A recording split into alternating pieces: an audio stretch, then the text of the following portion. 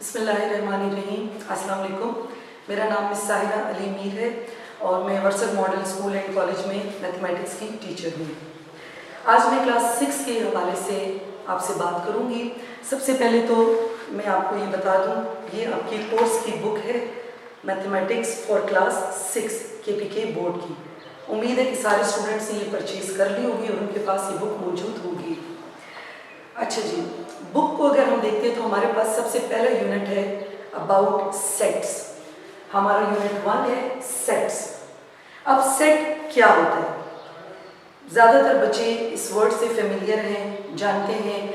Set ऐसी चीज़ें जो हमारी डेली लाइफ में यूज़ होती है। जैसे कि मैं आपको आपके घर की मिसाल दूंगी। जैसे कि आपकी मदर ने किचन में बहुत अच्छे तरीके से हर चीज़ ऑर्गेनाइज करके रखी होती है। उन्होंने प्लेट्स एक अलग कैबिनेट में रखी होती हैं, कप्स अलग कैबिनेट में पड़े होते हैं। इस तरह कटलरी वगैरह का जो सामान होता है वो अलग मौजूद होता है।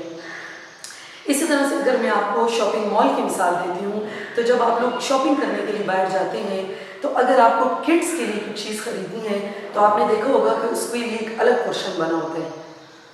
आपने अगर कोई कपड़े वगैरह लेने हैं तो उसके लिए एक अलग जगह बनी होती है। इसी तरीके से अगर मैं आपको आपके स्कूल बैग की मिसाल दूँ कि जैसे कि आपके बैग के अंदर आपने नोटबुक्स को अरेंज करके अलग जगह पे रखा होता है, बुक्स को अरेंज करके अलग रखा होता है और अपनी जो डेली यूज़ की स्टेशनरी है उसको आपने बॉक्स में या पाउच वगैरह में सेव करके रखा होता है। तो ये सारा कुछ क्या है? ये सब कुछ सेट ही है। आपकी नोटबुक्स का सेट, आपकी बुक का सेट, आपकी स्टेशनरी का सेट, या जैसे मैंने आपको किचन की मिसाल दी, शॉपिंग मॉल की मिसाल दी, तो ये सब कुछ क्या है? ये सब कुछ सेट ही है। अब मैं आ जाती हूँ अपने टॉपिक की तरफ, अपनी बुक की तरफ। तो पहले तो मैं आपको सेट की डेफिनेशन बता दूँ। Definition of set: a set is a collection of well defined and distinct objects. Objects आपको पता है किसको बोलते हैं? चीज़ों को बोलते हैं। डिस्टिंक्ट का मतलब होता है डिफरेंट, डिफरेंट ऑब्जेक्ट्स। अब आप सोच रहे होंगे कि ये वेल डिफाइंड यहाँ पे क्यों यूज हुआ है? वेल डिफाइंड का क्या मतलब है?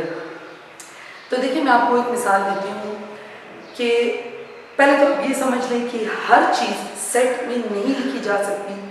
कुछ चीज़ें ऐसी होती हैं जिनको हम सेट में लिख सकते हैं, जो कि वेल डिफाइन होती है, वही सेट बनता है, और जो वेल डिफाइन नहीं होती हैं वो सेट नहीं बनता है। अब आप सोच रहे होंगे कि वेल डिफाइन कौन सी चीज़ें होती हैं?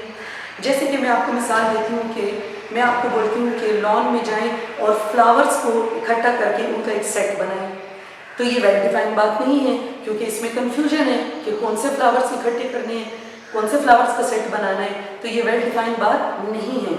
अगर मैं आपको बोलती हूँ कि आप गार्डन में जाएं और रेड फ्लावर्स का सेट बनाएं, तो ये वेल डिफाइन बात है, क्योंकि मैंने बोल दिया है कि रेड फ्लावर्स का होना ज़रूरी है। इसी तरीके से मैं आपको मिसाल देती हूँ कि मैं आपको बोलती हूँ कि मैथ्स की बुक लें और इसमें से, पूरी क्लास को बोलती हूँ कि मैथ्स की बुक लें और इसमें से डिफ़िकल्ट क्वेश्चंस का एक सेट बना लें, तो ये भी वेल डिफाइन नहीं है, क्योंकि कुछ क्वेश्चंस कुछ बच्चों के लिए डिफ़िकल्ट होंगे एंड कुछ बच्चों के लिए वो बहुत ईजी होंगे, तो ये भी वेल डिफाइन बात नहीं है। हाँ, मैं स्पेसिफिकली किसी एक स्टूडेंट को बोलती हूँ कि फ़र्ज़ करें मैं बोलती हूँ कि ईमान बच्ची बैठी हुई है, मैं उसको बोलती हूँ कि ईमान आप मैथ्स की बुक में से अपने हिसाब से डिफ़िकल्ट प्रॉब्लम्स का, यानी डिफ़िकल्ट क्वेश्चंस का एक सेट बनाएं, तो ये वेल डिफाइंड बात है, क्योंकि मैंने एक ही बच्चे को बोला है कि आप अपने लिए सेट बनाएं डिफ़िकल्ट प्रॉब्लम्स का या डिफ़िकल्ट क्वेश्चंस जिसको आप बोल सकते हैं, तो ये भी वेल डिफाइंड बात है।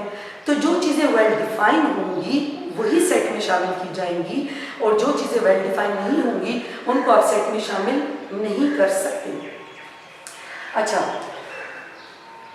अब मैं आपको बताती हूँ कि सेट्स बनते कैसे हैं। देखिए मैं यहाँ पे कुछ नंबर्स लिखती हूँ, 1 2 3 4 5। ये अब नंबर्स लिखे हुए हैं, देख के पता चल रहा है कि ये कौन से नंबर्स हैं? नेचुरल नंबर्स हैं, क्योंकि स्टार्ट कहाँ से हुए? फ्रॉम 1 से ही स्टार्ट हुए। अब अगर आप इसको गौर से देखें तो देखने में तो ये लगता ही नहीं है कि 1 2 3 4 5 लिखा हुआ है। आप ये भी सोच सकते हैं कि शायद 12 लिखा होगा, शायद ये 23 लिखा हुआ है या ये 123 लिखा हुआ है, कुछ समझ में तो नहीं आ रहा ना। तो इसलिए आपने इनको इंडिविजुअल शो करने के लिए, अलग अलग शो करने के लिए कॉमा का इस्तेमाल जरूर करना है। मस्ट आपने कॉमा को पुट करना है, जिससे ये पता चलता है कि ये इंडिविजुअल हैं, अलग अलग हैं, सेपरेट नंबर्स हैं, डिजिट्स हैं। ठीक है, अच्छा अब ये इसी तरह से पढ़े रहेंगे। देखिए जैसे आप लोग अपना स्कूल बैग की मैं आपको दोबारा से मिसाल दूंगी, जब आप सुबह स्कूल के लिए आते हैं तो क्या आप इस तरह से करते हैं कि आपने हाथों में नोटबुक्स पकड़ी हो, हाथों में बुक्स पकड़ी हो, स्टेशनरी पकड़ी हो और आप बस उठा के स्कूल ले आए? ऐसा तो नहीं होता ना। आप प्रॉपरली बैग लेते हैं, बैग के अंदर अपने सामान को पैक करते हैं, अपनी स्टेशनरी, अपने बुक्स, नोटबुक्स वगैरह वगैरह सब कुछ बैग में पैक करते हैं। इसी तरीके से जब हम, तो वो आपका बैग का, आपकी बुक्स का, नोटबुक्स का सेट बन जाता है ना, एक पैक हो जाता है, किसी चीज़ के अंदर बंद हो जाता है। इसी तरीके से जब ये नंबर्स मैंने लिखे हुए हैं तो इनको भी पैक करने के लिए, बंद करने के लिए मुझे किसी चीज़ की ज़रूरत है।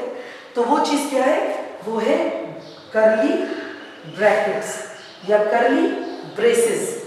तो सेट को आप हमेशा कर्ली ब्रेसेस के अंदर ही लिखेंगे, और जब आप अंदर लिखेंगे तो इंडिविजुअल शो करने के लिए, अलग अलग शो करने के लिए आप लाजमी इसमें कॉमा का इस्तेमाल करेंगे। अच्छा, जिस तरह से आप लोग नोटबुक्स के ऊपर मेंशन करते हैं कि इस्लामियात की नोटबुक है, ये उर्दू की नोटबुक है, ये मैथ्स की नोटबुक है, इंडिविजुअली हर नोटबुक को आपने सब्जेक्ट वाइज अलग किया होता है ना, इसी तरह से सेट को भी एक नाम देना जरूरी है। अब जैसे कि ये नेचुरल सेट है, नेचुरल नंबर्स का सेट है ना, तो natural number, natural word starts from, मतलब नेचुरल जो वर्ड है वो किस चीज़ से स्टार्ट होते हैं, कौन से अल्फाबेट से स्टार्ट होता है? तो वो एन से स्टार्ट होता है। तो हम इस तरह से कर लेंगे कि इसको हम एन का नाम देंगे। तो देख के ही पता चल गया कि ये नेचुरल नंबर्स का सेट है।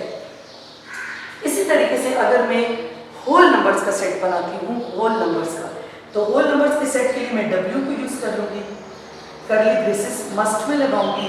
अच्छा, इसमें ये सो ऑन है क्योंकि मुझे लिमिट नहीं दी गई कि कितने नेचुरल नंबर्स लेने हैं, तो इसलिए मैंने सो ऑन डॉट्स लगा दी, ये आगे भी जा रहा है।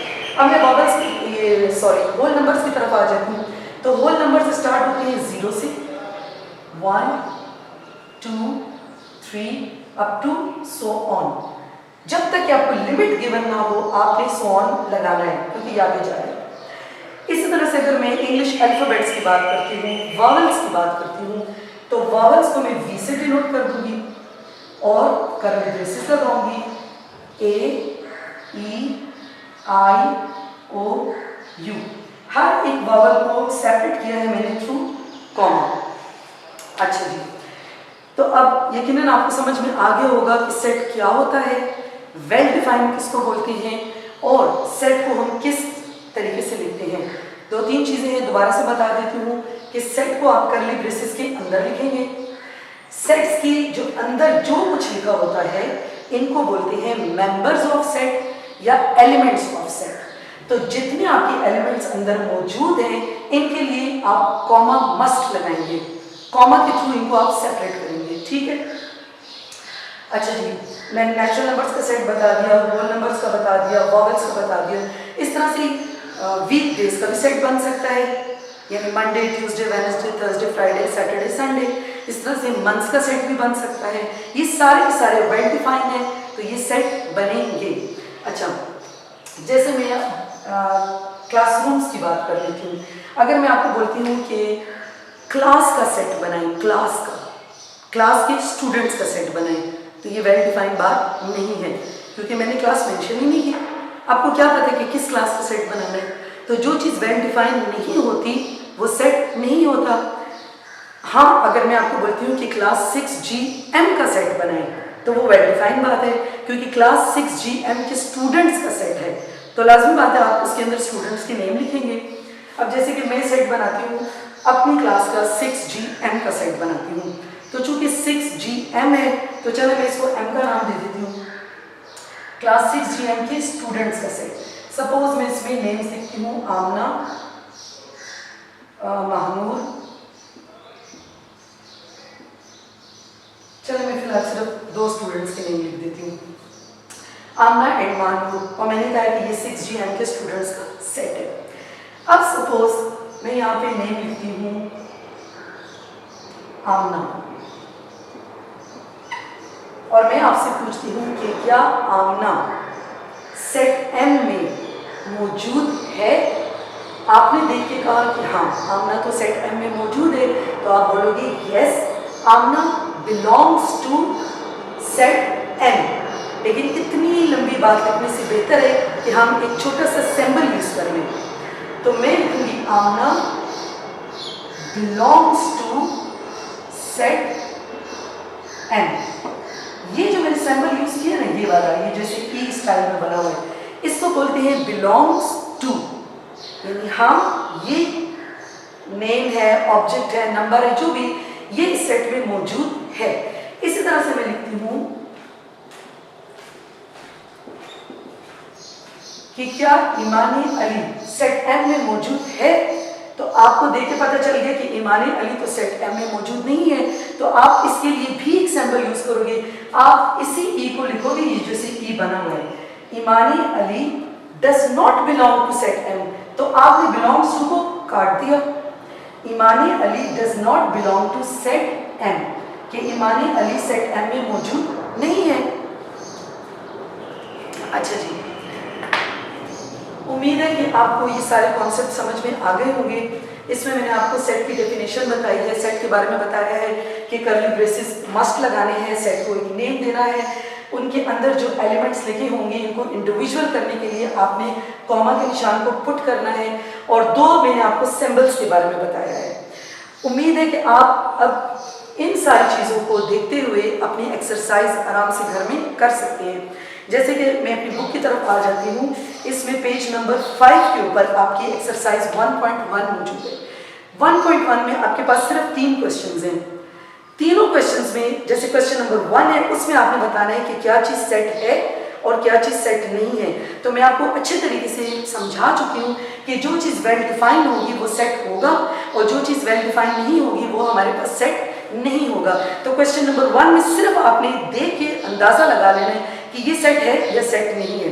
क्वेश्चन नंबर 2 में आपने, ये सिंबल्स यूज हो रहे हैं, उसमें आपने बताना है कि क्या चीज़ सेट में बिलोंग करती है और क्या चीज़ सेट में मौजूद नहीं है। इसी तरह से क्वेश्चन 3 है, उसमें लिखा हुआ है the set of days in a week, कि डेज का एक सेट बनाएं।